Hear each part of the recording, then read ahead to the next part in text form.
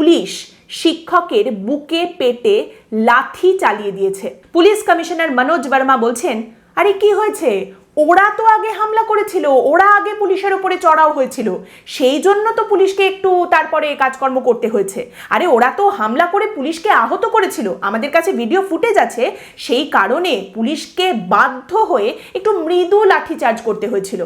মৃদু লাঠিচার্জ, হালকা করে একটু পুলিশ লাঠিচার্জ করে দিয়েছে, লাইট ডোজ। যখন ওই চাকরিহারা শিক্ষক শিক্ষিকারা বাড়ি যাবেন, তাদের বাচ্চারা জিজ্ঞেস করবেন যে বাবা কি হয়েছে, তোমার জামা কাপড় ছেঁড়া কেন, তোমার গায়ে এরকম চাকা চাকা দাগ কেন? সেই বাবা উত্তর দেবেন, কিছু না বাবা, আমাদের রাজ্যের পুলিশ আঙ্কেলরা একটু মৃদু লাঠিচার্জ করে দিয়েছেন। সেই বাচ্চাগুলো যখন প্রশ্ন করবেন, মা কি হয়েছে, তুমি ব্যথায় কোঁকাচ্ছ কেন, কোথায় গেছিলে? মা তখন উত্তর দেবেন, কিছু না বাবা, আমাদের এই রাজ্যের যে পুলিশ আঙ্কেলরা রয়েছেন তারা একটু মৃদু লাঠিচার্জ করেছেন।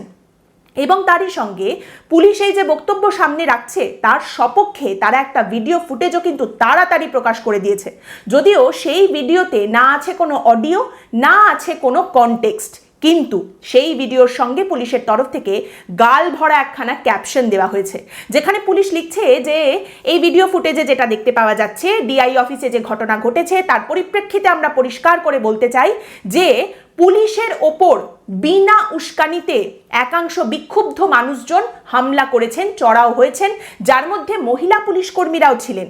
4 জন পুলিশ কর্মী এবং 2 জন মহিলা পুলিশ কর্মী আহতও হয়েছেন। তারা এই মুহূর্তে চিকিৎসাধীন অবস্থায় রয়েছেন এবং এই পরিস্থিতি নিয়ন্ত্রণে আনার জন্য, এরপরে যাতে আর কেউ আহত না হন সেটা নিশ্চিত করার জন্য পুলিশকে হালকা বল প্রয়োগ করতে হয়েছে।